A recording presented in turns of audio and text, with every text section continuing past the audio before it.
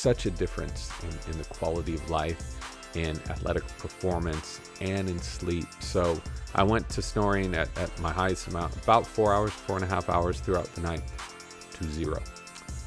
Sleep apnea was completely gone. First question, what got you interested in the subject of human breathing? Well, it wasn't one thing in particular, and I certainly never imagined myself writing a book about breathing or spending 5 years writing a book and researching breathing. You know, it's so seemingly simple and mundane. But when I saw freedivers doing their thing, these are people who can hold their breath for 5, 6, 7, 8 minutes at a time and dive to depths of 300 feet, 400 feet. I thought there's so much more to breathing than I had ever thought. And so I went into the field. I spent several months just sniffing around. I said, is there a subject here? Is there a story? Like, nah, there's not. Maybe there's a magazine story. And so that's what I was chipping away at for years, actually, until all the pieces of the puzzle just kept building up. And I had this file in my office that was about, 12 inches thick. And I thought, maybe there's a book in here. My agent said no repeatedly. She's like, this is the stupidest idea I've ever heard. So I had to convince her first and then, start from there. And finally she's like, oh, wow, wait, I'm breathing. I do have asthma. I do have sinusitis.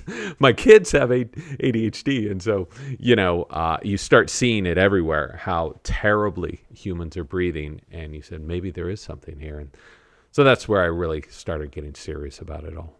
That's what I really admire about your work, is that you're somebody who puts things into practice and using yourself. Truly, when people read the book, they're going to be blown away at the level of human laboratory that you get into with yourself and really testing things and seeing what works and, getting out on the road and connecting with so many people in this field. But one of the big takeaways is really looking at what is first and foremost causing our natural breathing pathways to be obstructed. We're breathing very differently today as a culture than we did just a few centuries ago. Can you talk about that? So the main thing, there are many things. It's a perfect storm of things that have all come together to make us the worst breathers in the animal kingdom, the worst breathers that have likely ever lived on this planet. So one of the main things is that our faces have changed. Our mouths have gotten so small that our teeth no longer fit. That's why we have crooked teeth, because our mouths are too small. Teeth have nowhere to grow in straight, so they have to fight for room. They grow in crooked. They become impacted. So no other animal has ever had this problem. And it turns out that our ancestors didn't have this problem either. And we know that because we can look at ancient skulls, and they all have 32 teeth, no wisdom teeth extracted, no braces, no headgear, perfectly straight teeth. And they didn't have impacted teeth. And so that brings up the question where, you ask yourself, what the hell happened? That this just turned on 300 years ago. And if you start tracing back those breadcrumbs, which is an appropriate term because bread and processed grains and canned foods and bottled foods and sugary foods, this is what destroyed our faces. Not only our mouth size, because with a smaller mouth, you have a smaller airway. With a smaller airway, you have less room to breathe. But it actually impacted how we look, our faces. We have drastically different facial structure than we did 300 years ago, 400 years ago. And it happened just like that once we changed our food supply. That's so interesting. Yeah, when I was reading that in the book, I really thought about it. Like, you've never seen somebody, like, look at that tiger's teeth. They're all crooked and it just didn't come in right. Ugly tiger teeth. No, it never happens anywhere else in the animal kingdom except for humans. And it's just, the question is why? Why are we changing so much? And also, this change in the structure of our face has also created much smaller breathing pathways. So let's talk about that and the implications that has for us. So with some animals, when they're domesticated and they're fed the same processed crap that we've been fed, this can happen. If you look at bulldogs and pugs and other brachycephalic dogs, they've been bred to have this really flat face, right? And guess what? They suffer from chronic respiratory issues. I was just walking past two bulldogs today trying to walk up a hill, and they're just,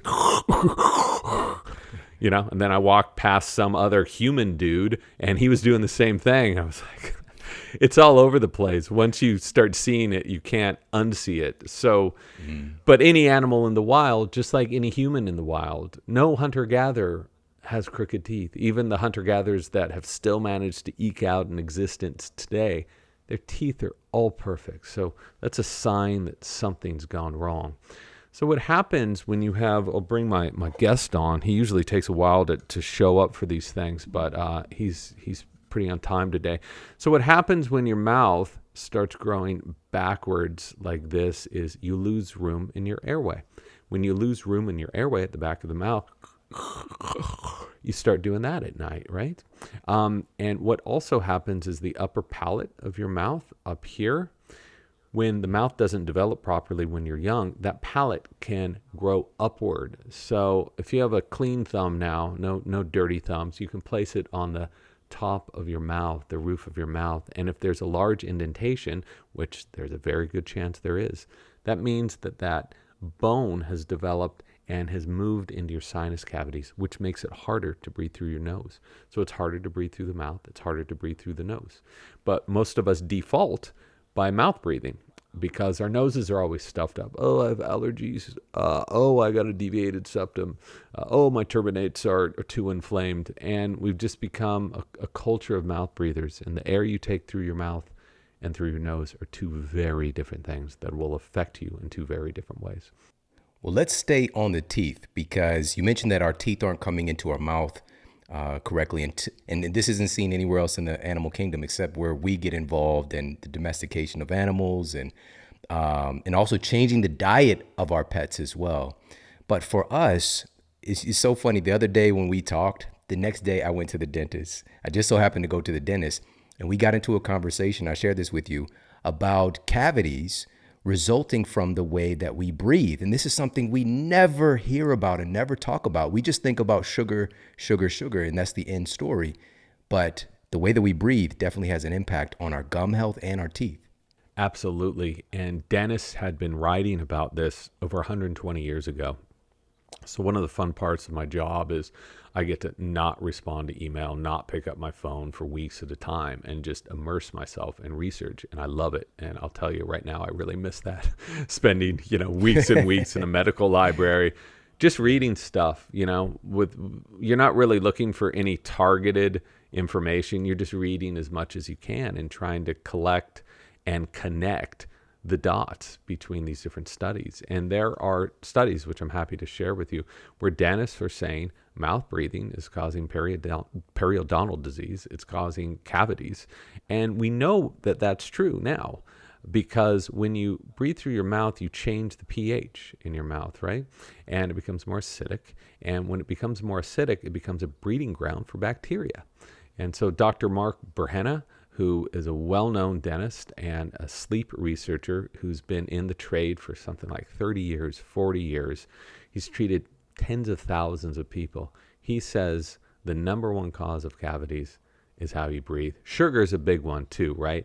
It's second to how you breathe. Wow. We simply just don't think about this. I'm so glad to have this conversation.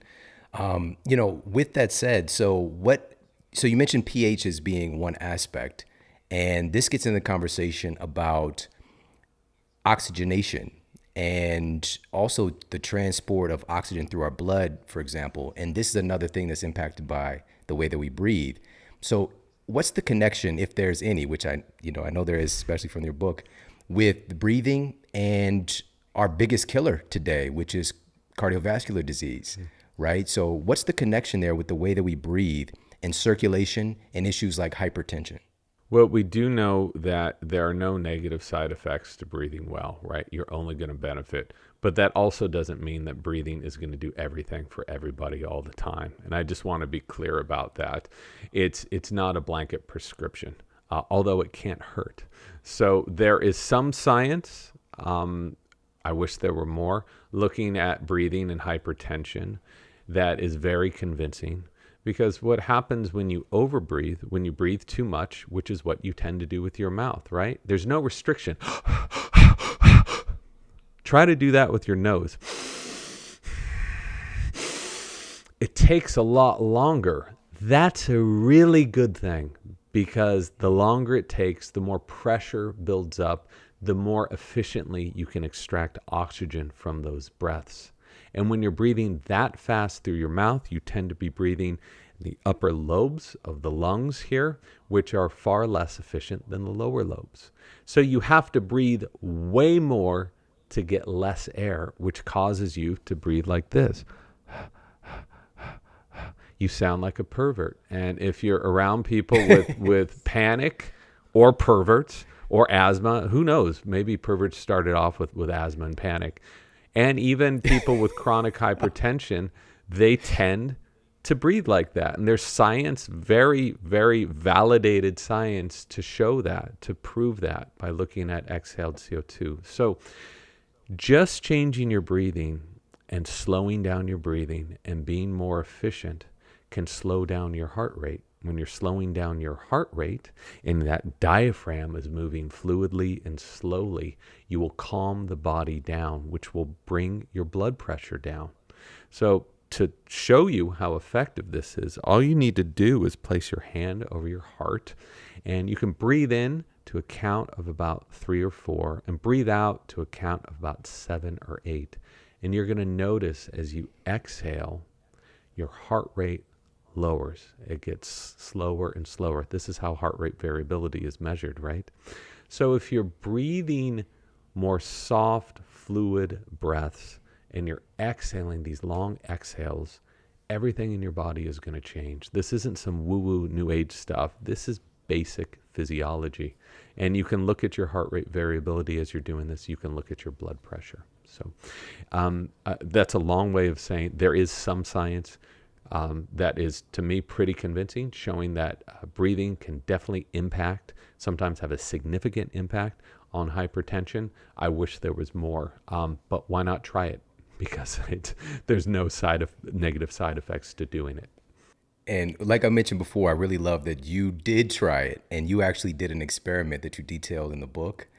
And you basically purposefully breathe through your mouth for a period of time, which, as I was reading, I was just like struggling, like, why is he doing this? When is this going to be over? And I'm just reading a few pieces of paper and feeling this way. So can you talk about this experiment? Why the hell did you do it? And what were the results that you saw with things like your blood pressure, with things like snoring and sleep apnea?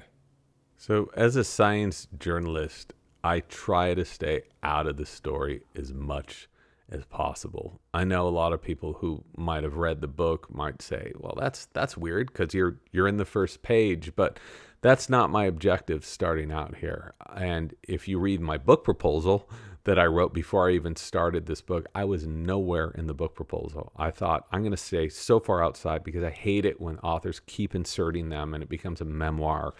I want to look at stuff that doesn't just apply to me, that applies to everybody. This is what the science says. This is what's going to happen to your body if you do this or you don't do this. However, that's the big caveat section of our interview here. I got to talk with Dr. Jayakar Nayak, who's the chief of rhinology research down at Stanford, one of the top dudes in the field and big nose guy, right? He's a rhinologist. He's the one who turned me on to all of the different functions that the nose serves, stuff I had never thought could be possible, how it helps balance and monitor endocrine systems, how it can slow down that air, how it releases nitric oxide, which fights off pathogens, including viruses. So as we talked, he was explaining to me all of the problems with mouth breathing. He's like, it's just a disaster. No one realizes it. It can even lead to chronic mouth breathing, and sleep disordered breathing can lead to diabetes and ADHD and increased risk of stroke, on and on. And the science has shown us that for decades. But nobody knew how quickly those problems came on. How soon does hypertension come on when you're over breathing? How soon does snoring or sleep apnea come on? And no one had done a test, right? He thought conducting the test would be unethical because he knew all the damage that mouth breathing could cause. I said, well, what if I volunteered? He said, okay. And so I managed to get somebody else. Anders Olsen flew out from Sweden. We had to pay for the whole thing. Stanford had no money for a test that did not involve drugs. And it was a 20-day test, 10 days of just mouth breathing and 10 days of just nasal breathing. We ate the same foods. We exercised the exact same amount on each and every day. And we looked at our data 3 times a day for that entire course. What happened? You got to share what happened. That's the cliffhanger, right? You got to read the book, everybody. No. I'm going to tell you what happened.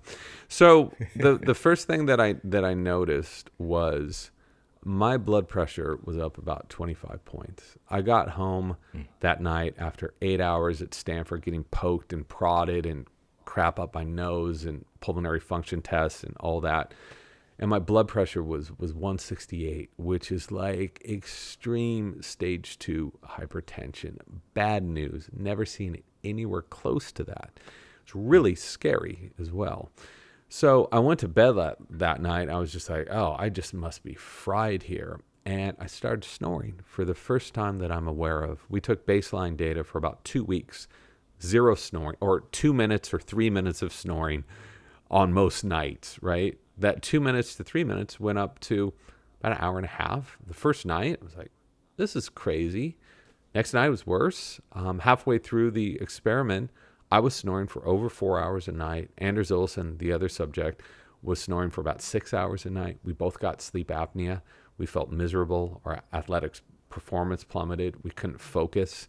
Our mouths were so dry. We had horrendous breath. I mean, I could go on and on and on, but it was so obvious how damaging mouth breathing is. And even during sleep, about 60% of the population sleeps with an open mouth. And how we breathe when we're sleeping, as I felt and saw personally, can definitely impact our snoring and sleep apnea and sleep quality. You said it. All right. You were scared. I was feeling scared just reading the pages when seeing how high your blood pressure went, for example, and the sleep apnea and the snoring. Like, these are all side effects. Like, we tend to target those things as like, this is the problem, but these are side effects of bigger issues, which for you, having the audacity, like, okay, doc, plug my nose up as best you can so I'm forced to breathe through my mouth. Let's see what happens. And that experience was bananas. And also you guys went and did a test, got on the bike and tested your exercise capacity as well. And so you go through this experiment, and then you head back, you get the stuff taken out of your nose, and now you're going to focus on breathing through your nose. So can you share what happened when you switched back over? And also, let's get really specific on why is it so beneficial to breathe through our nose? What's happening there that's making so many great things happen versus what happens when we breathe through our mouth? Sure. So, I wanted to make clear, I tried to make clear in the book that I did not view this experiment as some sort of jackass stunt, right? Oh, I'm going to be as miserable as I can possibly get. What I was trying to do is to put myself into a situation that 25 to 50% of the population now contends with. They are habitual mouth breathers, right? They're breathing through the mouth the vast majority of the day and throughout the night. So this wasn't just a torture gag. It was to collect data on what happens when someone does this. And I really hope a larger study will be done in this. I know an N2 study, that's all we could afford. It was so expensive to do that, but that's not my role as a journalist. I just did this because I knew no one else was going to do it. And I've heard someone's trying to boot up a study with about 30 people right now. So when we went back to Stanford, and we were just like so fried, really irritated, the humor of having crap up our noses was long gone. We went down there, and I was so happy to get this crap pulled out of my nose. The problem was I thought I would just be breathing easy after that, and it took several hours. It wasn't until that night that things really opened up, and such a difference in the quality of life, in athletic performance, and in sleep. So I went to snoring at my highest amount, about 4 hours, 4.5 hours throughout the night, to zero. Sleep apnea was completely gone within about 2 to 3 days. Anders Olsen had the same exact thing. This is a guy who was snoring for 5, 6 hours, zero snoring. So again, I want to say that N2 experiment doesn't prove anything, but what we were showing is just what science already knew. When allergy season boots up, guess what happens? Snoring and sleep apnea boot up. Why is that? Because you can't breathe through your nose. And we've known that. So there's no controversy about that. It's just how dramatically it affected us was what was shocking. It was not mild. It was so full on. And the moment we took that stuff out, we became nasal breathers. It just all disappeared. My blood pressure the last day I checked it was 116/81. So quite a difference, wow. Right, in a very short amount of time. This is another affirmation how we can manipulate our blood pressure very quickly with our own physiology and just tweaking things that we have within us already.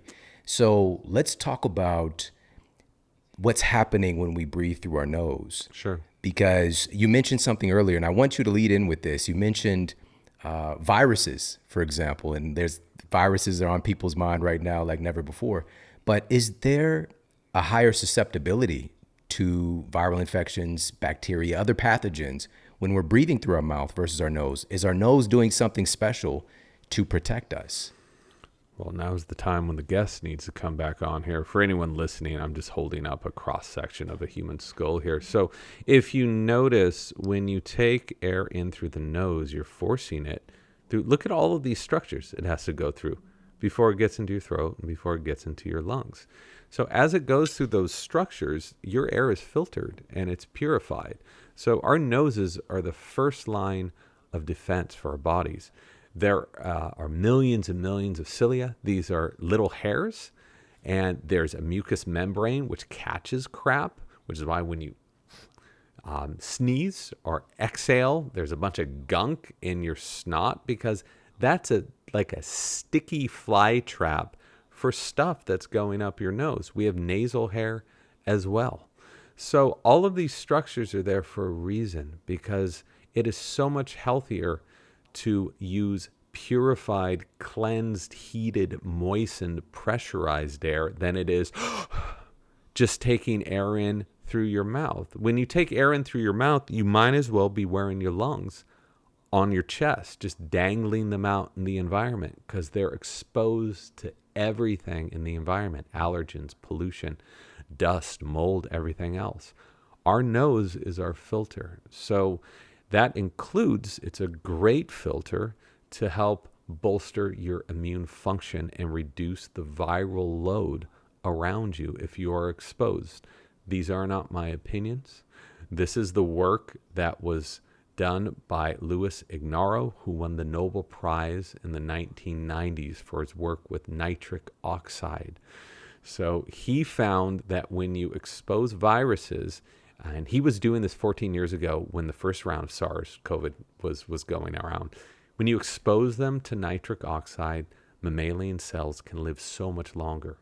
And that's why people with COVID have been treated in, I think, 11 or 12 clinical trials with nitric oxide. And it worked amazingly well. So we produce a profusion of nitric oxide in our noses. Along with filtering that air, we're producing this molecule which essentially kills off bacteria and viruses. I want to be very clear that I'm not saying if you breathe through your nose, you're not going to get COVID. You're not ever going to get sick. I would never say that. I'm saying that this is a healthier route, and it can help bolster your immune function and filter out more of that gunk. All right. There's so much here. So versus breathing through our mouth, is there a percentage increase that we see breathing through our nose with nitric oxide? Yes, so we get about 6 times more nitric oxide breathing through our noses. Wow. So that's a lot, everybody. and I know that you understand the benefits of nitric oxide. So I'll just give you a little side note here that Viagra and Cialis and all those other drugs, guess how they work? They teach your body to release nitric oxide. That's why these drugs are able to open up the blood vessels and deliver blood so much more easily that way. That's what our noses help to do as well.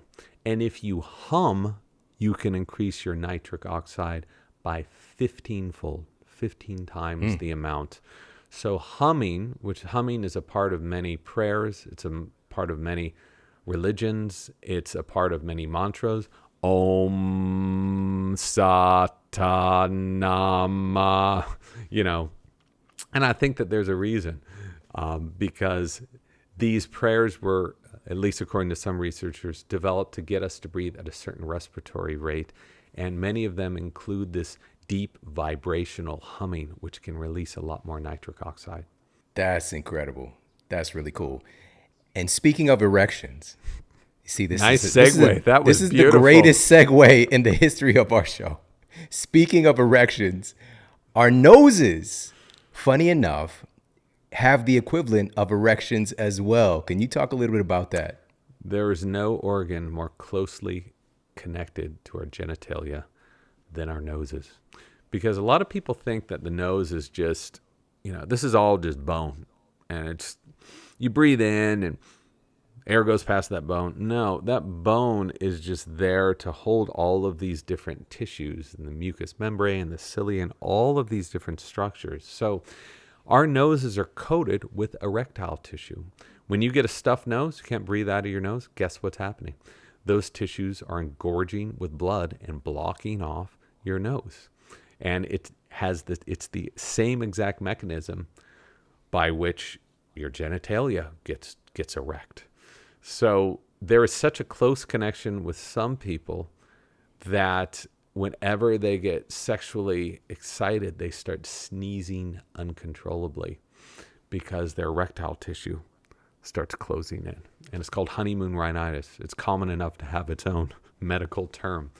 So there's a whole bunch of other crazy research that was being done at the turn of the century looking at PMS and nasal erections and nasal inflammation. And that's where they started doing surgeries. And it ended up, according to these studies, ended up helping these women incredibly by removing some of those nasal tissues so that they could breathe more easily. All right. So from now on, everybody's going to think when they got a stuffy nose, I've got a nose boner. Yeah. Thank you, James. It brings a whole different context to Pinocchio. So whenever you're watching that with your kids, maybe you just keep that one to yourself, everybody. Yeah. Look away. Look away. All right. So there's also, so that's just one aspect of, again, filling with blood, but there's a cyclical nature also to our breathing that you highlight in the book that is really fascinating. And it's just highlighting again how we're so connected with the environment around us.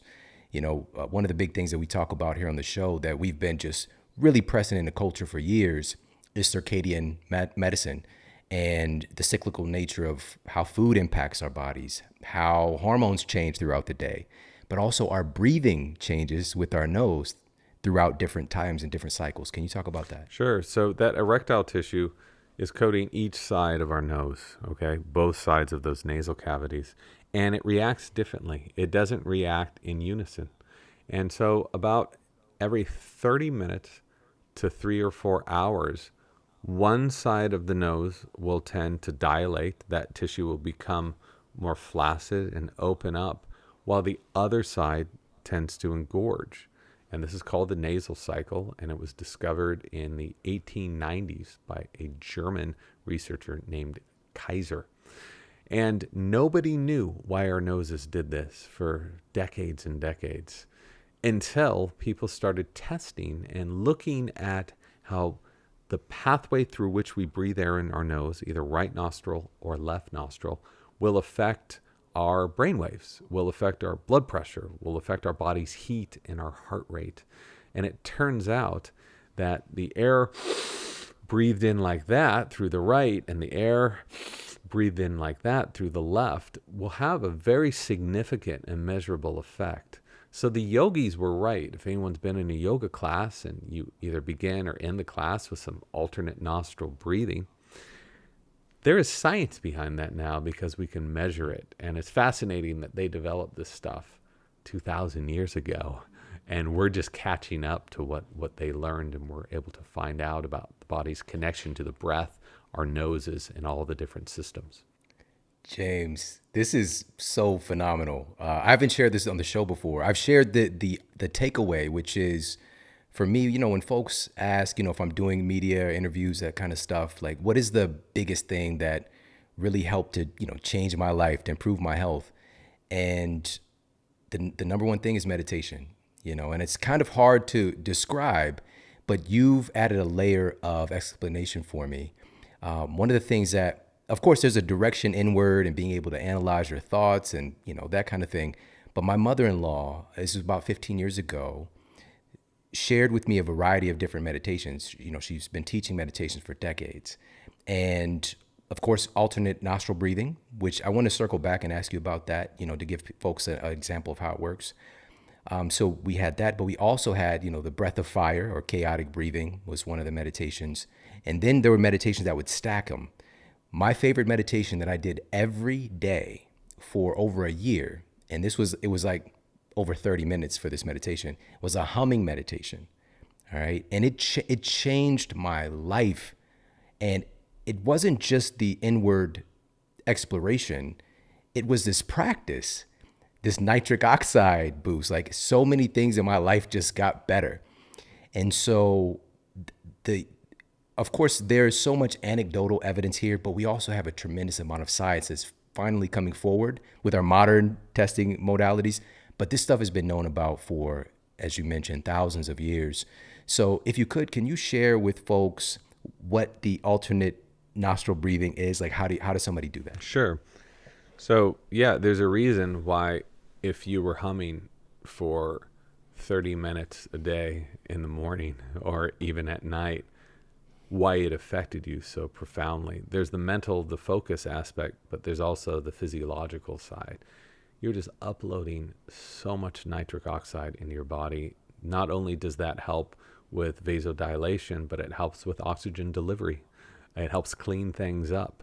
There are no negative side effects to that either. And I'm a big fan of humming. I try to incorporate it when I'm working out. It keeps things more interesting. If I'm jogging around, I know I sound like a freak. Don't really care too much because I know I'm getting so many benefits from that.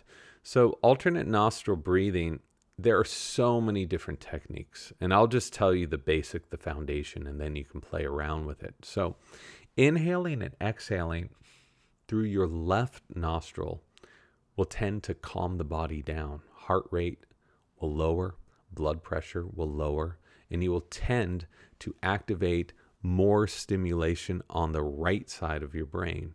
Now, there's so much crosstalk between the right and left sides. I don't want to get into that, but the right side is often correlated with creative thought, right? If you've ever seen Jill Bolte Taylor's TED Talk about what happened when she had a stroke and just the right side of her brain turned on, you'll understand the difference between these two.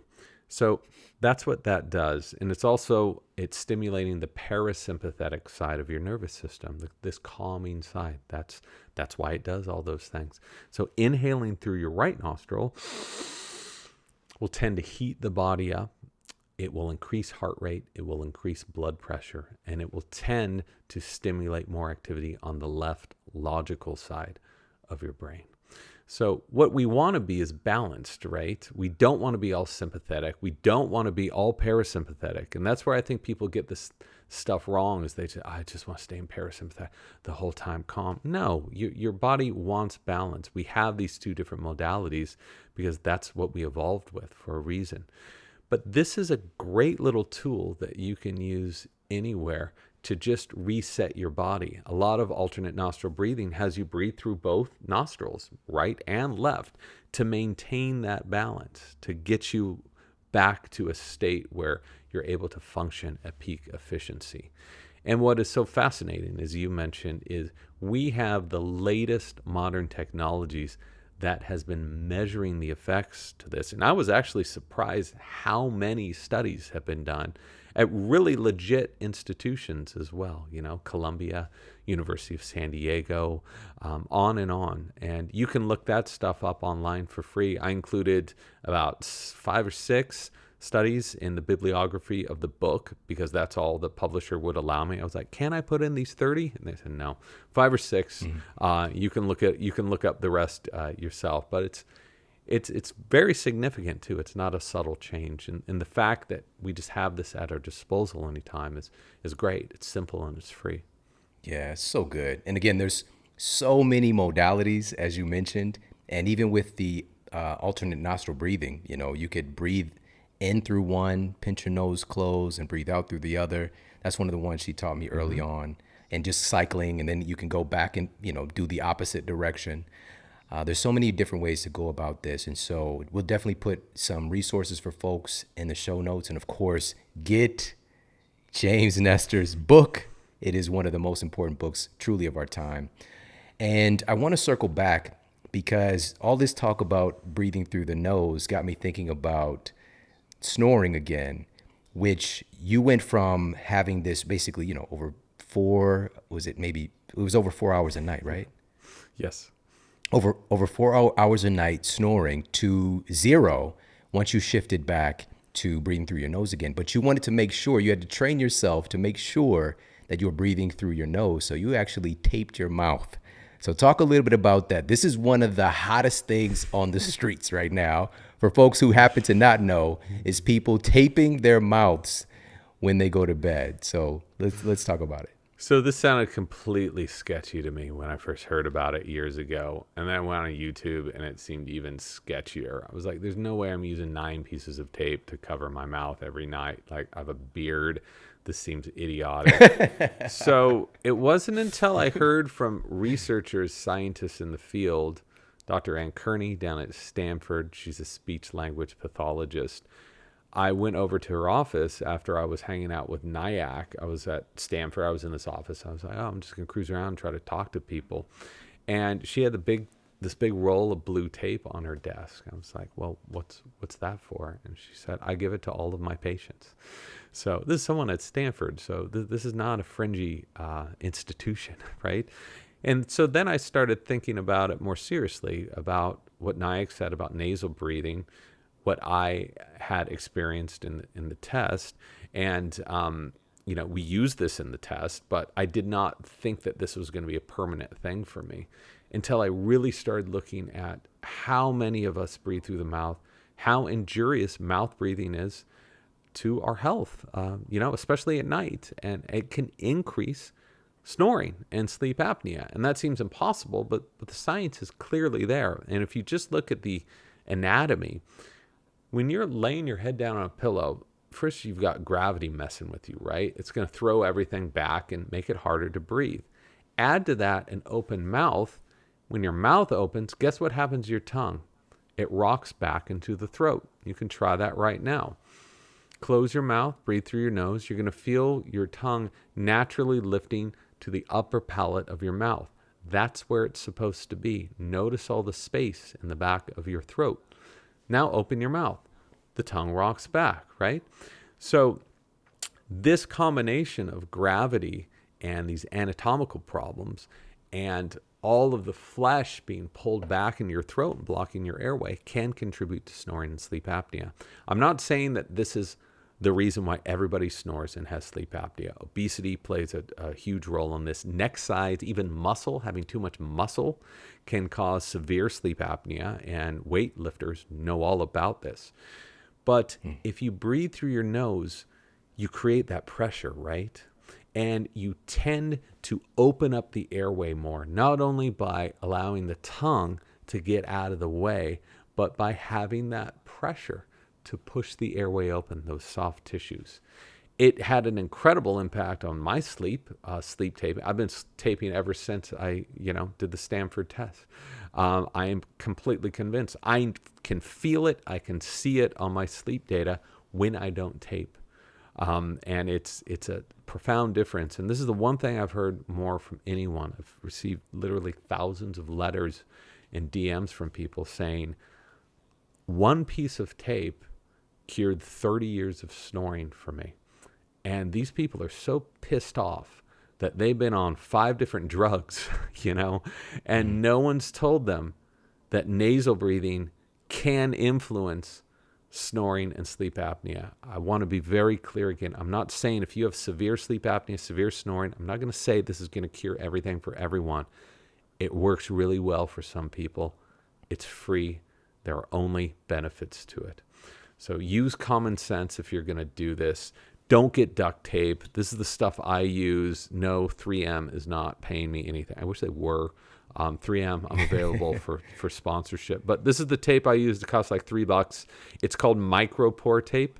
It has a really easy adhesive on it. It comes right off, leaves no residue. I used about 20 different types of tape before I found this stuff. I use a piece about that big, about the size of a postage stamp. This is the technology. You guys ready for this? This is the latest thing. Let's go. That's it. So, yeah, I can breathe through the sides of my mouth if I want. I can talk that way. All this is doing is just training me when my muscles loosen and I get unconscious to keep my mouth shut. Some people like a fat strip across the lips. That's cool. Whatever works for you. This works for me. So that's the sleep tape portion of this program here, everybody. Hope I didn't just talk your ear off there, Shawn. So. I love it. I love it. And also, I shared this with you the other day, too. When I was reading about your experiments, when I just started the book, I immediately thought about, he can't be married. There's a very high probability if somebody's sleeping next to you with your nose basically taped shut, there's going to be some conflicts of interest. All right. So can you talk a little bit about that? Because surprise, surprise, you are a married man. How did she deal with you in all of this? So, my friends, these are the benefits of buying a major fixer-upper in San Francisco 17 years ago, which is what I did, and then basically hand-building this thing for 10 years, which was awful. Don't do it, anybody. Just get money and buy something. So the reason I mention that is because right now where I'm sitting is a whole separate unit of the house. And this is my kind of lab. This is my domain now. I've got all my stuff set up here. So there's also a bed, right? And it's a guest room, quote unquote, but it's really my place. Guests can stay here when they want. So that's how it worked. There's no way I would put her through that, sleeping right next to just... That's what we recorded every single night. And at first we were laughing. We're just like, oh, we're so messed up. Oh, we sound like we're drunk. And then on like the 4th day, we're like, we're dying just very, yes. Very slowly. We're killing ourselves. And I'm happy to share some of that audio, but it's scary stuff. So that's a long way of saying separate spot, separate bed, camera set up. We had about 4 different machines down here. And so that's how I was able to do it. Don't do this at home in your own bed, everyone. Use sleep tape. You could really get some points with your partners if you're doing that, because it can affect your snoring. And I've had a few people write me that said it saved their marriages. Is that true? Who knows, but I'll take it. Yeah, I mean, I can imagine. I wrote a book on sleep, and I know that for sure. That you don't just get together with another person. You also meet their sleep alter ego. You could be sleeping with the enemy, and you don't even realize it. And so it could be literally a bed of conflict, and giving people solutions when, again, so many folks try and they're unconscious. They're not trying to have this happen, but what we're doing here is you're training yourself, your physiology, your anatomy. You're training yourself to do what we're designed to do, which is to breathe through our nose. And there's a tremendous amount of reasons why we might not do that. But let's circle back and talk about this, because looking at how our breathing pathways have become more obstructed over time, a great question that you pose in the book is, quote, why would we evolve to make ourselves sick? And that baked my noodle. I just sat with that for a moment. Can you talk about that? Well, this is a question I kept asking these biological anthropologists when I met them years ago. I had always learned in high school and in college that evolution meant survival of the fittest. That's what we're taught, right? Darwinism, only the best survive and the rest get left out. And so with every generation, we should be getting faster and stronger and better. That is so false because the human species before us were taller than we are. They had larger brains than we did. They were complete badasses. If you look at Native Americans before they were completely destroyed by Westerners, they were about 6 to 7 feet tall, right? They lived into their 80s and 90s without any other medicine than what nature was able to provide for them.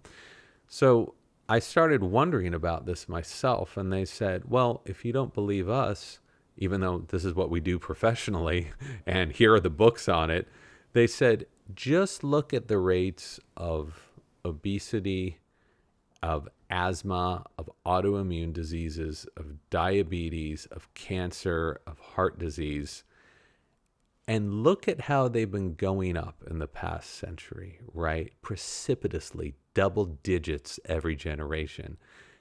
Are any of these diseases good for us? Are the people with these diseases stronger and faster than anyone? No, because that's not what evolution means. Evolution means change over time, and animals can change for the better or for worse. So the point of surviving is just to pass on your genes to a next generation. So you could be so debilitated, you could be so sick, but as long as you're able to pass on your genes, the species survives. So that's where we are right now.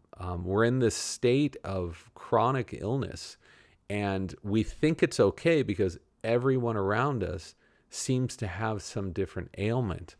But just going back in time and looking at the animals living naturally in the wild, they don't have the vast majority of these problems. So that's where I was convinced that something so serious has been going on here that I had never even thought about before. And obviously it's a huge subject, but I just needed to focus on the breathing side of it. And breathing has really taken one of the biggest hits to our health. Yeah. It's such an important point that with all of these skyrocketing rates of various diseases, in a strange way, our bodies are adapting to help us to survive. And there's a big difference between living longer and dying longer. When you guys were listening to that tape, you were listening like, we're dying right now. And we can stretch that out. The body will adapt to keep you around a little bit longer, so that even if you're sick, you can still hump a little bit, carry it on, keep humans going. And I was thinking about this in the context of, and you use the term disevolution in the book. And I was thinking about, earlier versions of ourselves and how even the idea of snoring was probably really non-existent because it would be a disadvantage, because at certain times throughout our evolution, we didn't have comfy, secure homes. Like if you're in a cave somewhere and you're snoring, you're food. You can't, and literally other animals are just like waiting for humans to go to sleep so they can hear them. And then cut to, we wouldn't be here, And so this is another new phenomenon. And so going back and looking at how do we retrain ourselves, because our bodies have been adapting to the way that we've been eating and the way that we've been breathing. But one of my favorite parts of the book is the story of George Catlin and learning from Native Americans about the importance of breathing correctly. Like that was so powerful. And again, you already mentioned the stature and the health, but it was purposeful. They actually were training their babies to breathe correctly. Can you talk about that? So this is a great example of someone who was able to explore a different culture, explore different systems of health before these systems of health were convoluted and compromised by Western people. So George Catlin was a painter at the beginning of his life. He was a lawyer and he switched to painting. He used to paint like governors and fancy people. And he got so sick of doing that in the 1830s, he took off alone with some paints and some canvases. And over the series of number of years, lived with 50 different Native American tribes before most of these tribes had really had any contact with Westerners, before they were given smallpox blankets and alcohol, and corn and processed foods. And so he was able to see them and study them in their natural state. And these were people that had lived in perfect harmony with nature for thousands and thousands of years, right? They had real systems. And what so many of us saw of Native Americans were after they were obliterated and when they were living in different compounds and drinking too much, because their entire culture, their entire system had been decimated. So he found that breathing was considered a medicine throughout various tribes, that they were all obligate nasal breathers. And we know that's true because you can look at ancient skulls and they all have these prognathic faces. About 40% of your profile is determined by epigenetics, which I know you have written about and know all about. So genetics plays a large role in how we look, right? About half of that is influenced by genetics. The other part is influences from our environment. So they were all nasal breathers to such an extent that they would try not, when they laughed, they would try to keep their mouths shut. It was very insulting to everyone if you had your mouth open. And this started at birth. So mothers would softly close an infant's lips after they were done breastfeeding. They would look over them while they were sleeping. And if they happened to open their mouths, they would close them very softly. And they even went, don't try this one at home, everybody, but they went so far as to take infants and place them on a board. And they would have them sleep like that, so they were perfectly straight. And they believed that not only did this inspire them to breathe through the nose, but it also gave them a handsome profile and a strong back. And if you see some of those Native Americans, you see what they're talking about. These people were complete badasses. And again, we only seem to see them in their state after they were given all of these polluting and toxic Western products. It's so good, so good. These are things that we don't think about. Of course, we think about the spread of infectious disease. We think about the change in food. We think about the implement of alcohol and drugs and all the things that devastate anybody who's inundated with these things. But we don't think about breathing and how that's like a pillar of health in this context. And truly, and I know that you've stated this, and obviously, it's the title of the book, but the breath is the number one nutrient. It's bringing in the number one nutrient. Fasting is hot right now as well. Like, you can go a significant time without food, even water, but the breath is critically important, obviously. But there's also an ability. One of the things that you talk about, funny enough, is breathing less. So let's talk a little bit about that. So it's just like there are benefits to eating less, right? To intermittent fasting or time restricted eating, whatever the hell you want to call it.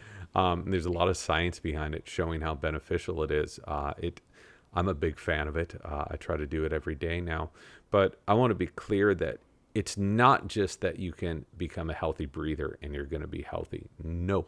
And I think that we're so myopic in our view of health that some people think I'm only going to eat healthy and then I'm always going to be healthy in every aspect of my life. And that's not true either. Just like you can't just exercise and think you're going to be healthy, right? This is a whole integrative program. There's a foundation of health. Food is so important. Not only what you're eating, but where that food comes from is so important. Exercise is so important. Sleep is so important.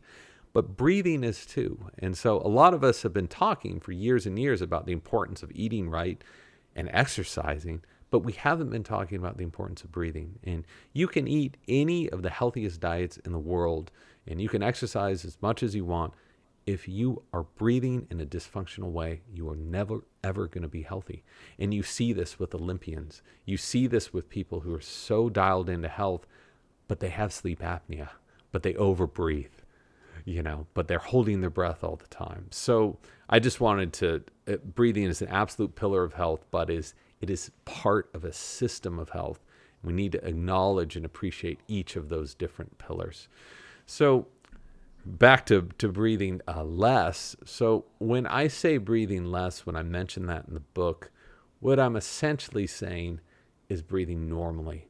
But the vast majority of us are breathing so much that breathing way less is normal. Just like consumption of food. So many of us are eating so much food. When we eat the amount that's actually good for our bodies, we feel like, oh, I'm not eating enough. There's no way this is enough. That's the right amount. So when we breathe, the majority of that air we take in, if we're breathing too fast and too often, we won't use. We're just wasting it. If you're breathing at a respiratory rate of about 18 to 20 breaths a minute, which is not outside of the bounds of what's even considered normal, you use about 50% of that air. You're like, okay, that's cool, about 50%. If you slow down your breathing to a rate of about 6 breaths per minute, you use 85% of that air. So a 35% increase in efficiency. If you're an athlete, you're into performance, it's all about efficiency. Throughout the day, you think a 35% increase in efficiency isn't going to affect your energy levels. It's not going to affect your metabolism. Of course it is. So that's what the breathing less concept is about. And when you start looking at the studies in science about how populations who breathe way more than the rest of us, even us who are breathing too much, like asthmatics, people with panic, all they've done is had these people control their breathing. And symptoms have either reversed or sometimes completely disappeared. And there are dozens and dozens of studies to show this. And it shows you just what a powerful tool our breath is. Wow. In the book, you make a distinction between pulmonologists, which, again, there's a certain way of thinking, there's a certain way of education. And some of the data with things getting better is really limited. So it's, dealing with a lot of chronic conditions and just trying to keep people alive, again, just dying longer. And you also talk about, which there's still some wonderful work there, and, especially everything has its place, but you really highlight situations and just some of the most incredibly documented instances of who these folks that you call pulmonauts versus pulmonologists, so pulmonauts. And this got me into really thinking about, okay, so we know about improving our circulation, cardiovascular system, improving the health of our teeth. We know about reducing issues like snoring and sleep apnea, which have a tremendous amount of implications with, becoming insulin resistant, weight gain, et cetera, et cetera.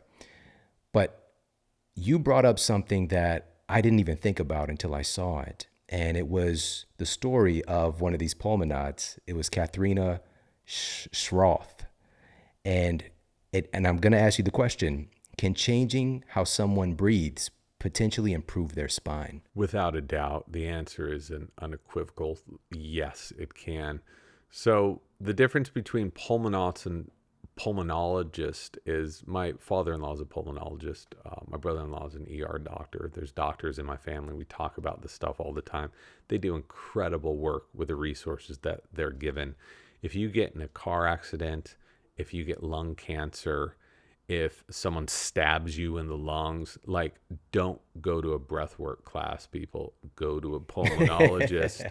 Get some surgery breathe it on out. that. I'm gonna breathe this knife out. But they're the ones who told me we're dealing with the Walking Dead, right? If you can't breathe, see us. You want to know how to breathe for prevention of disease? That's not what we do. That's a whole other department. And I said, well, which department is that? And they went, there's actually not a department for that, a breathing department, right? There's a department for the lungs. If you look at the NIH, all of their different departments, right? There's lungs, kidney, brain, genitalia, but there's no department of breathing and breathing health, because breathing isn't just something that affects the lungs, obviously. Breathing is something that impacts every single cell in your body, and it's fallen through the cracks. Is it anatomy? Is it physiology? Is it like nobody knows, which is why there hasn't been a lot of focused study in it, because you can't get an MD in breathing.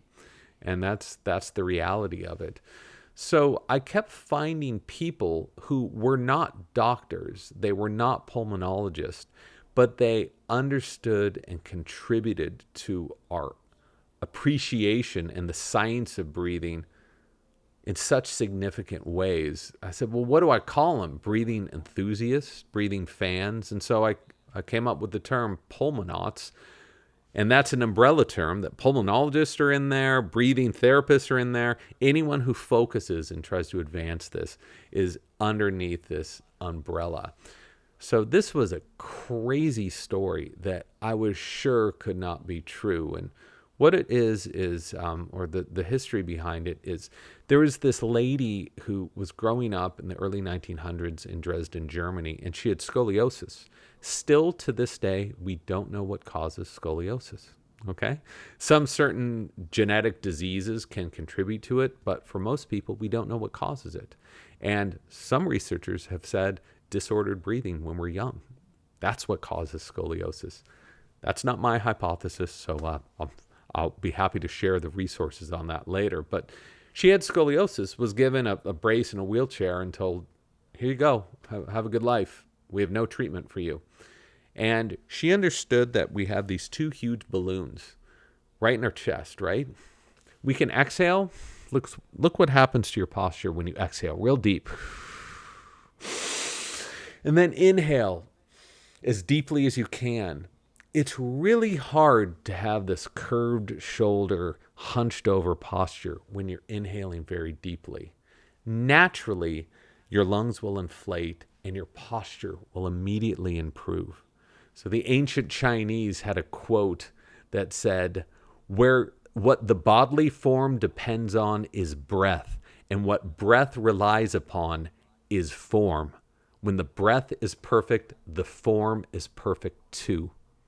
So she took this adage and she applied it to her own body and breathed her spine straight, and went on to teach this to hundreds and hundreds of people, that we could use stretching and our own breath to breathe a scoliotic spine straight again.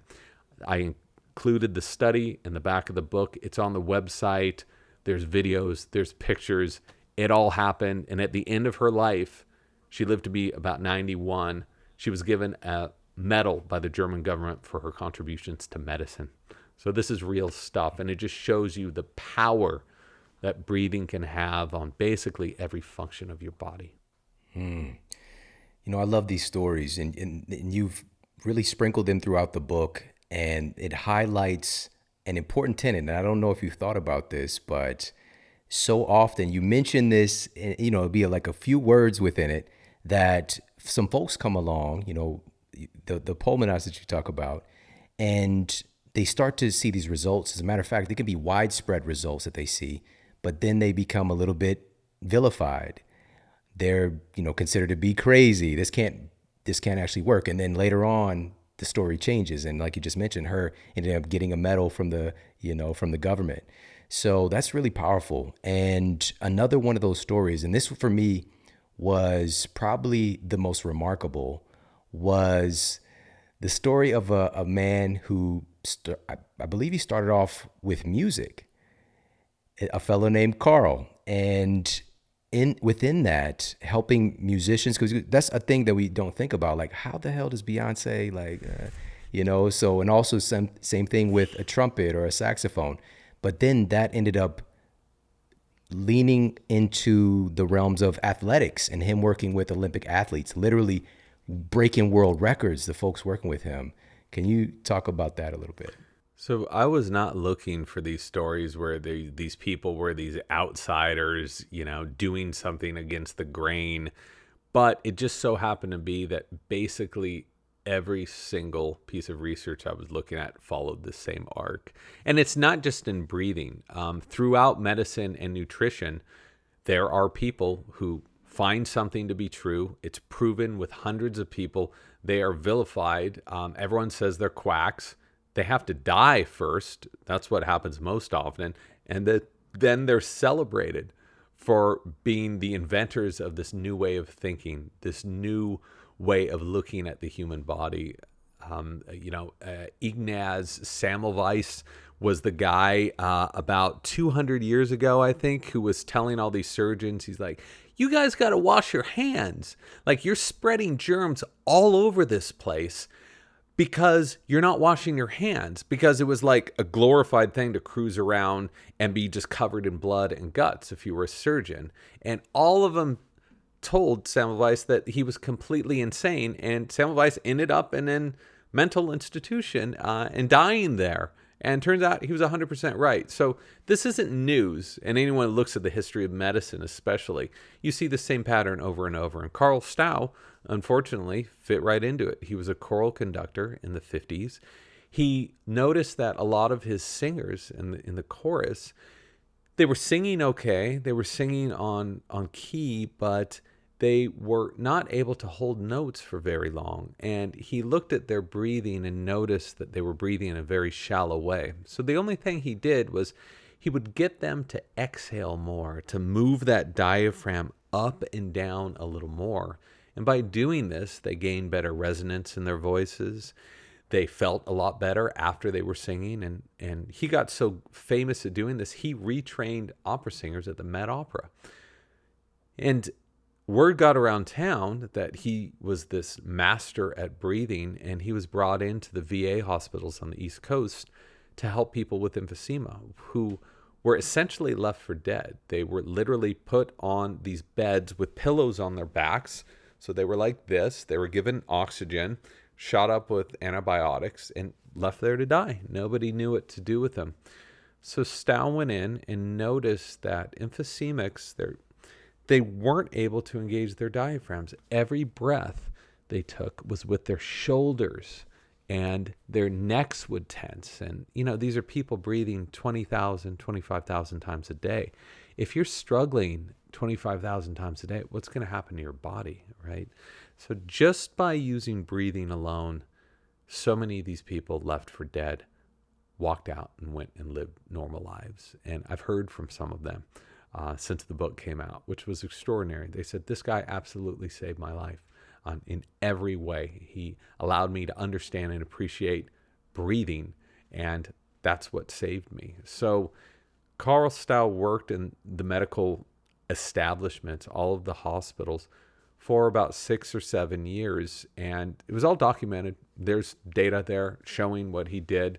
He was still derided the whole way because he wasn't a doctor, until the Olympic Committee asked him to retrain runners, the men's track team for the Mexico City Olympics, which is held at an elevation of 5,000, 6,000 feet in Mexico City in 1968. And he trained these people how to breathe properly, so they didn't need oxygen before or after the race. They were the only team not to need it, and they destroyed everybody. It's still, I believe, the greatest track performance ever in Olympics history. And several of the runners said it was because they knew how to breathe properly. That's powerful. And you said it, they absolutely dominated. And so much, even in the interviews, post winning a gold medal, it's just giving him credit. And same thing, he was vilified, like, this is nuts, and ends up helping so many people. And I just want to take a moment and just throw this little seed for everybody. What are we doing now today that we're going to look back on as totally, we were wrong. We were wrong. We thought we had everything figured out, and then something comes along and changes how we think. So being open to that, because these stories are seemingly miraculous. Somebody healing their spine, somebody helping folks to, win a gold medal, break world records. The list goes on and on. People being able to, end a life, decades of snoring instantly. I want to ask you a little bit about this, because you said the word earlier, and it's such an important aspect of this, because I think when we think about breath, we think about the inhale in particular. Like, let me get as much oxygen into my body as possible and be stingy with this oxygen. But in reality, so much has to do with the exhale. Why does this matter? How does this play into everything? Because a lot of us, we believe that the healthy aspect of taking a deep breath is And you see people, especially when they're working out, right? This is how they breathe. Packing air on air on air. But if you're doing that, you're able just to squeeze in a little bit of fresh air each time. If you want to get the most out of your breath, you need to get the stale air out before you get fresh air in. And you do that by engaging the diaphragm. So the diaphragm is like this parachute-shaped muscle that sits underneath your lungs, because the lungs are just two balloons, fleshy balloons. They don't do anything. They need something to do it for them. And that's what the diaphragm does. So when we exhale, the diaphragm goes up, right? And when we inhale, it goes down. And by engaging the diaphragm and getting that exhale out, you make so much more room for fresh air. And with that fresh air, you can extract so much more oxygen. And while you're breathing this way, you're breathing fewer breaths, right? You're not moving your diaphragm up and down like this the whole time. You're being much more fluid with it, but you're breathing more efficiently. So with fewer breaths, you get more oxygen. I should also note, and this is relatively new to me, and I've been fascinated by it, that the diaphragm is not only a primary pump for blood, so it works with the heart to help pump blood, but it's also a primary pump for lymph fluid. And so when people aren't moving their diaphragms, when their diaphragms are just sort of caught and moving at around 10% capacity, lymph fluid can't efficiently purge out of our bodies. So there's so many reasons to take a deep breath, not only for efficiency in gaining oxygen, but also to pump out waste products, the waste products in our breath and the waste products in our bodies. This is so good. In the book, you actually mention this, and this is a term that's used, the second heart. Yep. If we're talking about the diaphragm, it's that important. And, you know, again, this is something we can, and I know that a lot of folks have had this during this episode, probably 50 times by now, is thinking about your breath. And it's one of those things, it's part of the autonomic nervous system, but it's different in, you know, another thing in that same vein is like digestion of your food. You can't jump in and do that. You know, you don't want that responsibility anyways, but you could jump in and grab the steering wheel of your breathing. And it happens automatically, but you can proactively get in there and steer where this is going and change your physiology by you consciously doing this. So I know that a lot of folks have thought about their breathing. And the thing is like, was I not breathing before? Who knows? But what you do consciously, you can start to train your body to do automatically, is one of the big takeaways that I'm getting. And I want to ask you about this. And this is really fascinating stuff too, because now we've got the tenet of breathing less. And I know that there's some guilds of thinking that you have a certain amount of breaths in your lifetime. You know, it might be like a Taoist tenet, but to breathe less, to breathe more deeply. But then there's also a segment of not breathing that you talk about. And I want to share this with you because I've never talked about this before out loud, except with my wife. But when I would do this meditation, you know, there's a certain meditation my mother-in-law taught me. It was stacked. It was like you do the chaotic breathing, you know, or quote breath of fire, and then you do the humming. So it's like 7 to 10 minutes of each, I believe. It's been a while since I've done it. And then you just sit and you think about the various, you know, organs / chakras as you go down, and then some other stuff after that. But here's the thing. After doing the chaotic breath and then doing the humming, I would just, when that part's done, I would just not breathe for several minutes. Mm-hmm. I would just sit there, and it felt like it was just the right thing to do. It felt like it was so natural. And I've never felt as tapped in to like the reality, the universe. Just, I can't really explain it. And I wasn't breathing this whole time. And then several minutes later, I realized like, wait a minute, I'm not breathing, but I feel amazing. Can you talk about what might be going on there? One of the earlier translations for the term pranayama was trance induced by holding one's breath. So breath holding has been a part of yoga for thousands and thousands of years. It's also an essential part of Qigong and it's a part of Sudarshan Kriyas. It's a part of Wim Hof method. It's not a coincidence that so many of these breathing techniques have you inhale very quickly, right? Whether you're doing Kundalini or you're breathing along with Wim, you're going for it and then you're dropping off. You're either breathing very slowly or you're not breathing at all. And then guess what happens again? You're going to be very, very quickly and then you're going to drop off. Because what you're doing when you're breathing this way is you're teaching yourself how to control your nervous system function. So you are causing your body to become stressed, and that's what happens when you breathe very quickly and forcefully. That's a stress response, but it creates a hermetic stress, right? This is a beneficial stress. And then when you breathe very slowly or hold your breath, you're relaxing yourself. This is the parasympathetic state. And so by balancing between the sympathetic and parasympathetic, you can put yourself back online. And that's why these breathing techniques are so good for people with autoimmune diseases, with anxiety, with panic, and more.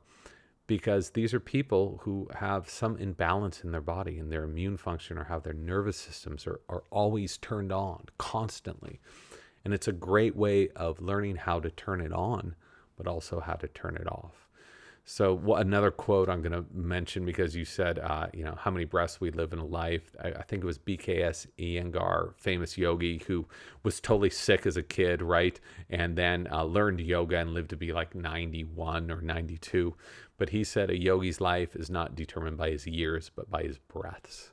So these slower, more fluid breaths will, according to him, allow you to live longer.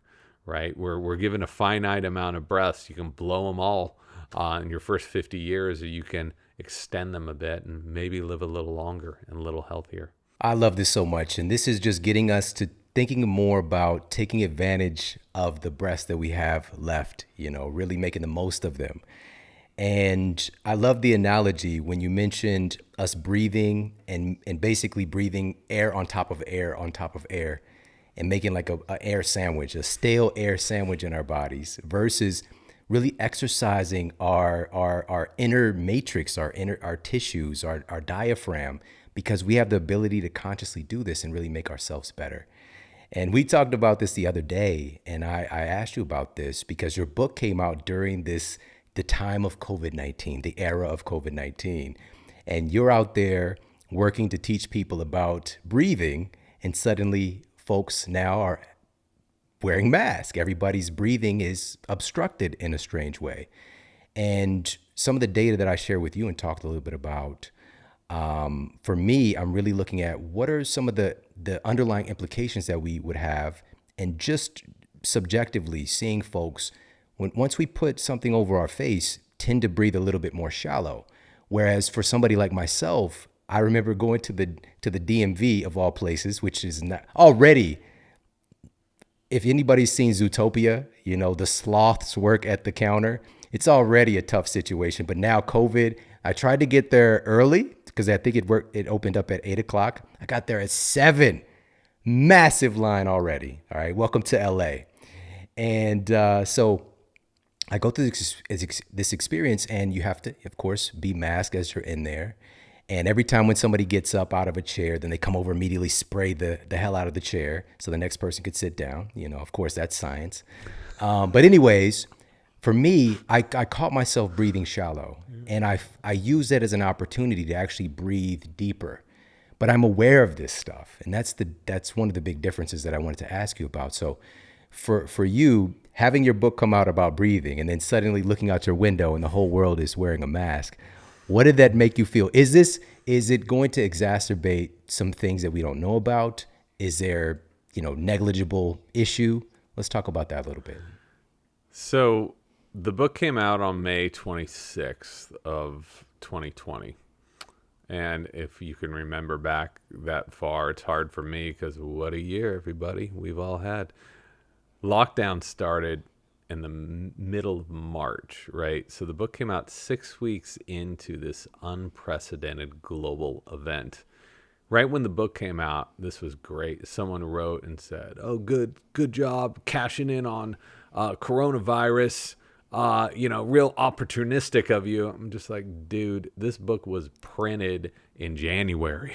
You know how publishing works, Shawn. So, Right. and it was And all the years you put it into it. was in it was in catalogs in September. So no one had some inside knowledge from the CDC that we were going to get racked with a coronavirus infestation around the world. So, and I had been working on the book for 5 years solid and had been picking away at it for the past decade. So it was just the most insane coincidence ever. And, we weren't even going to release it at that time because distribution was all messed up. There's no one to print it. We didn't know how we were going to ship it out. And we did anyway. And I'm glad we did because I think that people right then were like, maybe my breathing might matter in my life. And so it just suddenly came at this moment when this window opened. So, the first thing everyone started doing was wearing masks. And I had these same thoughts. And throughout the year, I haven't been digging too deeply into this, but I've been picking away, sniffing around. What I see is that there's two things happening when people wear masks. The first thing is the physical aspect of mask wearing. If a mask is worn properly, and if you breathe properly in a mask, there is some evidence suggesting this can be effective at a certain level, okay? That's debatable. I'm not on one side or another side of this argument. I'm just the stuff that I've reviewed. However, what happens when people put on a mask is they immediately, if they were nasal breathers before, they drop their mouth open, okay? And they feel that they can't breathe, so they start breathing too much. And then they start breathing really shallow. And then they get a little panicky and they get nervous and their breathing goes to hell. And I think that is the biggest downside of wearing a mask is your mental reaction to it. Because in the various studies I've seen, except for the one you shared, which I thought was so powerful, looking at pregnant women and mask wearing and SpO2, but in the ones that I've seen with hundreds and hundreds of people, SpO2 won't go down even if you are an athlete and you are exercising at really top zone 4. It won't go down if your breathing is locked in and is compensating for wearing a mask. And that is the most important thing. So it's my understanding, this is my belief, this isn't so much a scientific observation, that if you're wearing a cloth mask you bought off of Etsy and you immediately go to mouth breathing, that mask is doing nothing. So nasal breathing with a proper mask used properly, I believe, can have a benefit in helping to protect you. But what I wish people would do is to do studies into other protections, vitamin D, plant-based diets, nasal breathing in and of itself. What can that do to help bolster our immune function? So that's a very long answer, but this is an extremely complex subject, and I'm just trying to look at the data and not trying to get into the politics of it. And that's what's so unfortunate. This shouldn't be political. We should just be able to talk about this stuff, look at all sides. I was thinking about this earlier. At this point, and we can make it so where it's a requirement whenever we have some type of policy being made, it should be mandatory. You have to bring in somebody that believes the complete opposite and look at their data before you make a decision. It is mandatory because science is not static. It's constantly changing and evolving. And I mentioned this to you before, so going to the dentist, for example, and inquiring with her, like, what is this phenomena with mask mouth that dentists are seeing right now and the implications there? Have you seen anything about that? This is exactly what I'm talking about. So I think before the governments told everyone to wear a mask, you needed 10 minutes of breathing instruction, because, I love to experiment with stuff. So I got a pulse oximeter. This is a cheapo one for $25, but I also have a really good one that was about $200. And I would put on about 3 or 4 masks, and I would walk around and I would look at how it would affect my SpO2. And most of the time it wouldn't affect me at all. But sometimes if I was breathing at the same respiratory rate as if I didn't have a mask, I was like, oh, maybe it's gone down 2 percentage points, right? Maximum, maybe 1 or 2 percentage points. So when I was wearing this heavy duty super medical mask that my brother-in-law, who's an ER doc who was dealing with coronavirus patients for 6 months nonstop, never got it because he was really adamant about wearing a mask and a shield and being clean. But I would have to slightly increase the volume of air I was taking in, just real slight, and it would make a difference. And there would be no difference in the numbers, in my SpO2 numbers. So the fact that we just told people to wear a mask, we didn't say it has to be an N95. We were actually told not to wear N95 masks. We said, you can wear some cloth thing. That's not researched at all. That's basically gauze, single layer. That's fine. No breathing instruction. And so guess what happens when you have a bunch of people who think because they have a mask on that they're not getting enough oxygen, which is very rarely the case. They will open their mouth to breathe more and to breathe shallowly. We were talking about acidity and the shift in pH in your mouth when you're mouth breathing. Just imagine what happens when that exhaled air, when some of it is still trapped within that mask. So you've created a cesspool in your mouth. And I think it will be interesting to see a year after people wearing masks, if these are people wearing masks all day, what's happening to their cavities? What's happening with periodontal disease? We're never going to see those studies. Just take my word for it. Right. It's never. I mean, who's going to fund that, right? Hey, what's so crazy is that, and I saw this at the very beginning, like there's a big potential for this to be integrated into our culture, and like seeing this cyclically every cold and flu season, for example. So and I love this because even folks like yourself, you spark the minds of other people, where now we've got some people, possibly an N30 study coming where they're going to block their nose and do the crazy thing that you did, and really seeing how impactful this is. And so I think people are going to ask these questions, and we're going to see more science coming down the chute here. But I wanted to mention this because with the cloth mask, I sent this over to you as well. And this was published in the BMJ. We'll put up for everybody to see on the video. But they saw 13 times greater incidence of viral infections in folks wearing cloth mask versus surgical mask. And then we get into what's going on there. Is it creating a wet microclimate on the face and a vector for pathogens to pass through? Is it changing the breathing in a different way? There's so many questions here where we were just told, just wear something, anything works, grab a pair of jeans, cut it up, put it on your mouth, whatever. And it's so far from the truth. And there is efficacy seen with the N95. And the study that you mentioned earlier, this was published in Antimicrobial Resistance and Infection Control. Now, this was on pregnant healthcare workers, which there's a different oxygen requirement there. Your breathing is inherently going to change. You're breathing for 2 folks. But what the researchers found in wearing the N95 mask, because you got to remember, most of us we're not trained breathers, with the same level of intention as somebody like James and all the people that you've learned from. And so we have a highly thermosensitive nature of our face. And so I think it might be just a reaction where we start dropping down and breathing through our mouth. But these women, they wore N95 masks, and they found that this reduced their normal volume of air displaced between their inhalation and exhalation by 23%. The volume of gas inhaled specifically from their lungs each minute was reduced by almost 26%. Their volume of overall oxygen consumption was reduced by about 14%. And their ability to expire carbon dioxide was reduced by about 18%. And I want to ask you about this one specifically.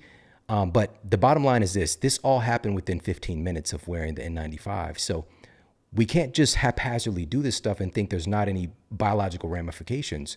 This has to come with some training. This has to come with more thought, because we can use it as an opportunity potentially to breathe better against force. Like when folks proactively decide, I'm going to get this high altitude mask to make me, be able to perform better in my sport, for example. Potentially, like we could find some positivity here. But I specifically want to ask you about carbon dioxide, because I think we now are experiencing a time where people think carbon dioxide is just all bad.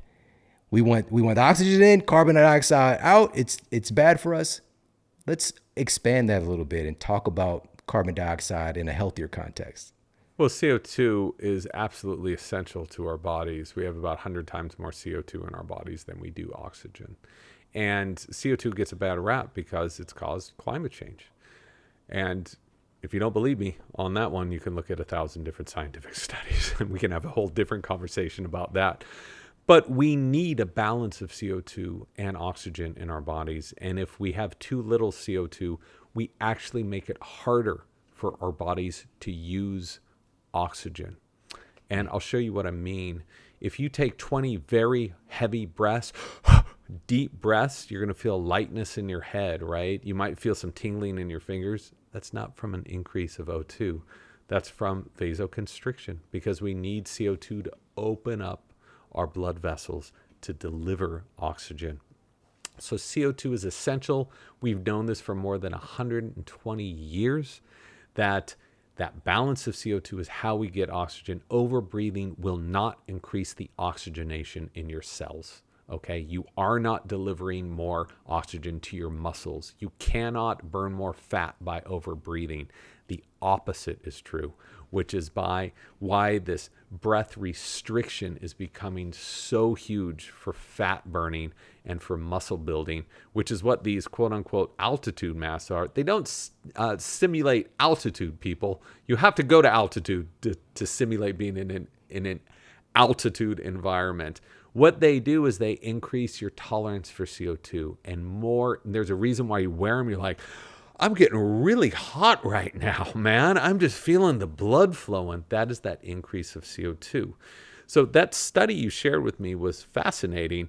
And it was fascinating that they were just looking at pregnant women, because pregnant women need about 20% more oxygen, 20% more air.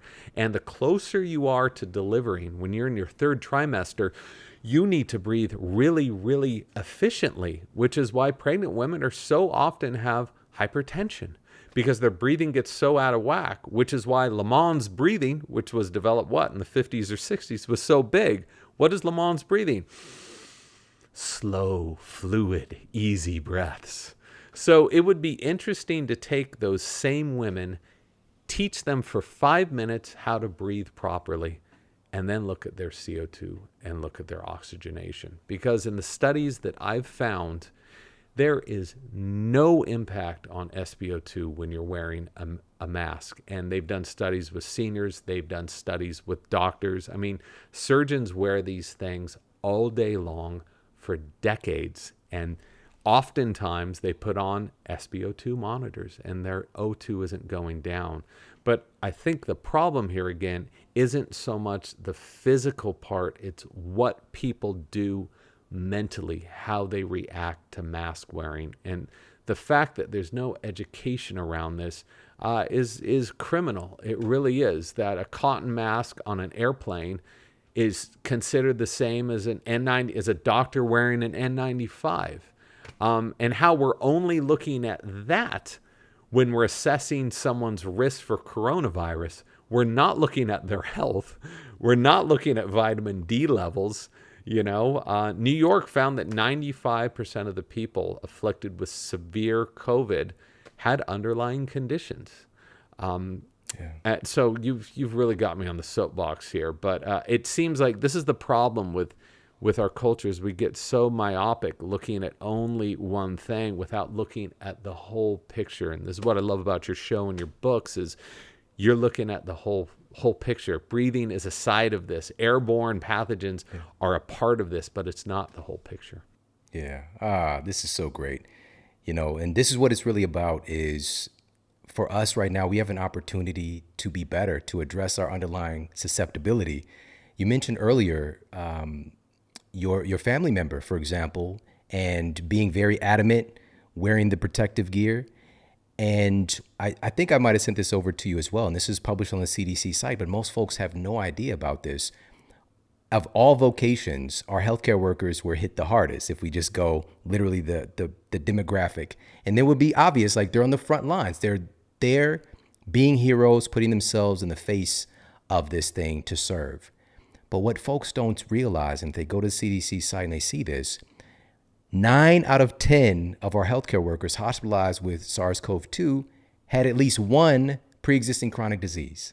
It's not 2 out of 10, like, oh, that's interesting, or 50, 50%. It's not even 5 out of 10, like, oh, it's 9 out of 10.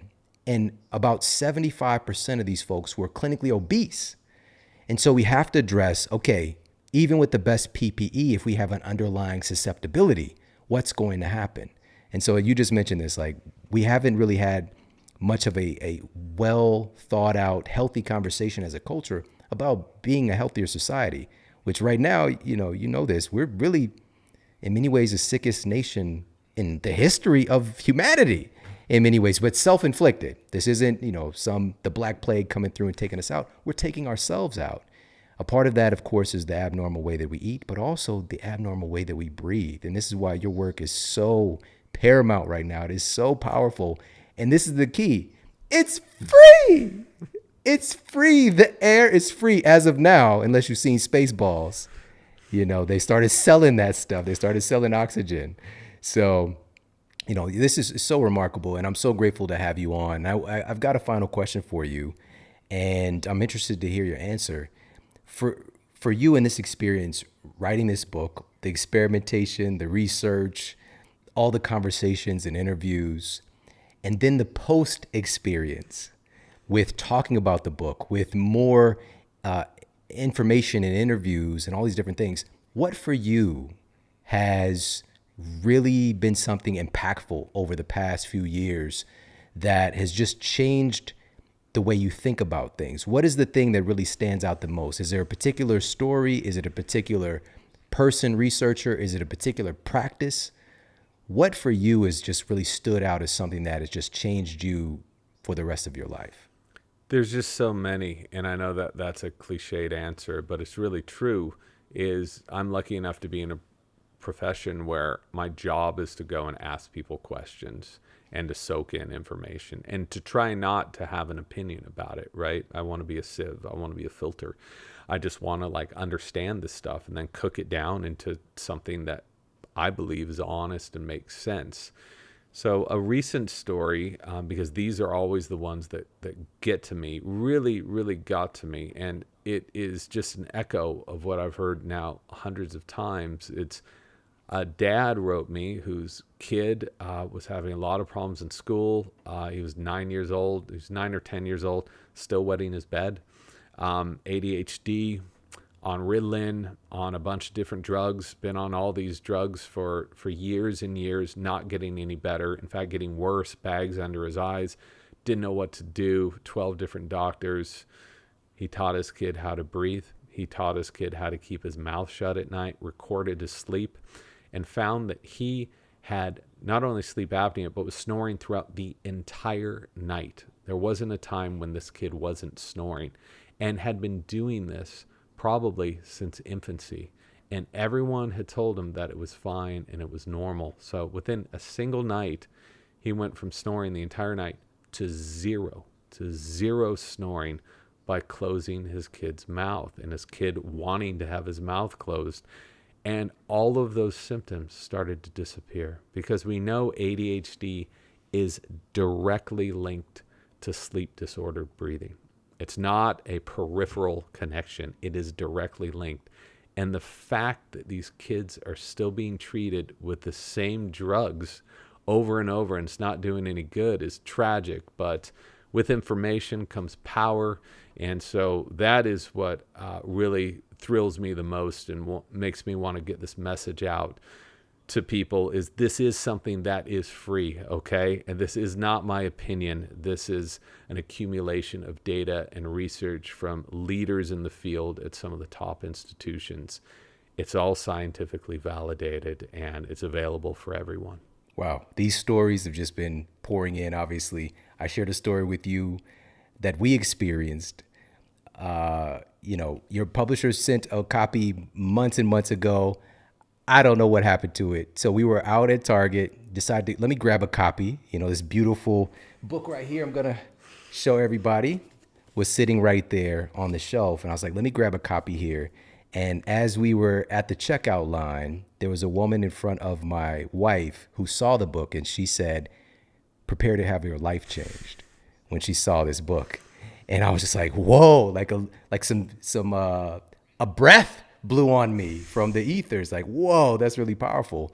And she meant that. She really did. And so you're changing a lot of folks' lives with something that is very simple and practical, but also so much incredible science. Also in the book, you go into how it impacts athletic performance and so many other domains. So highly encourage folks to pick up a copy today of Breath by the incredible James Nestor. James, thank you so much for coming on and hanging out with us today. It's been amazing. Thank you very much for having me. Our breathing has major impacts on our cardiovascular system, our endocrine function, our nervous system, and even our metabolism. Breathing is the primary avenue that our body actually eliminates fat from our system. Listen to this. A study that was published in the peer-reviewed journal, the BMJ, had scientists tracking the path of fat as it leaves our system. Now, it's important to understand that our fat cells are packed with contents in the form of triglycerides. So this is what we think about when we think in terms of, quote, burning fat. We're trying to burn through these triglycerides, which are 3 fatty acids combined with the glycerol. But these need to be broken down so they can be used by our mitochondria. Now, triglycerides are comprised of 3 types of atoms: carbon, hydrogen, and oxygen. And triglycerides can only be broken down through the process of oxidation into these atoms. But these researchers wanted to track the path of these atoms as they're leaving the body. They discovered that when 10 kilograms of body fat is oxidized, 8.4 kilograms of that fat is excreted from our body via carbon dioxide, via the lungs, while just 1.6 kilograms was released as water. All right. So in essence, 84% of the fat that we, quote, burn, how it leaves our body, is through the eliminatory organ that is often overlooked, which is our lungs. Our lungs are also an eliminatory organ, helping to eliminate carbon dioxide and eliminate burned body fat. So 84% of the fat that we lose is through breathing, through our lungs, and about 16% of that is through the fluids that we produce. We tend to think of the fluids as that's when we're burning fat and losing weight, when we see the sweat pouring, but we're losing a little bit through that medium. Even when we cry, we're letting go of some oxidized fat. But urine, sweat, tears, we're eliminating 16% of the fat that we burn through those mediums, but 84% through breathing. This is how important and powerful breathing is, because often it seems like this mystical process when we, quote, lose weight. Where does it go? Where does the weight go? How does it leave our bodies? Well, it's primarily through breathing. Now, does this mean that if we simply breathe faster, we're going to eliminate more weight, eliminate more fat? No, that's not how it works. We need all the precursor processes to take place so that it can get to that oxidation, the mitochondria, and being able to be burned and eliminated from our system. We need all the precursor processes. But as James mentioned today, it's actually through slowing our breathing down, being more intentional about our breathing, breathing deeper, breathing more purposeful, really helping to exercise what's known as our second heart, our diaphragm, and maximizing the metabolic benefits, really helping to improve our cardiovascular performance, improve our circulation, improve the production of nitric oxide, which has impacts in exercise and performance and metabolism as well. Incredible benefits there, simply by improving the way that we breathe. So there's so much incredible information here. So make sure to check out James's book, Breath, New York Times bestseller, incredible, important book to add to your library. And one of the things we mentioned towards the end was this new phenomenon in our culture of wearing a mask. And what are the implications there? How does this affect our breathing? And one of the bigger issues is the unintentional nature that we're coming into it with, already being unaware of how to breathe properly. and that potentially being exacerbated. And we can get into discussions about oxygen and carbon dioxide and these different things. But most importantly for me, it's always, what are the results? What are the results in real people in the real world? And one of the things that we see, and this was published in the BMJ, and we'll put this up on the screen for everybody to see on the YouTube version. In the BMJ, they found that healthcare workers now proactively wearing their mask for their entire shifts, we've seen an uptick in de novo headaches.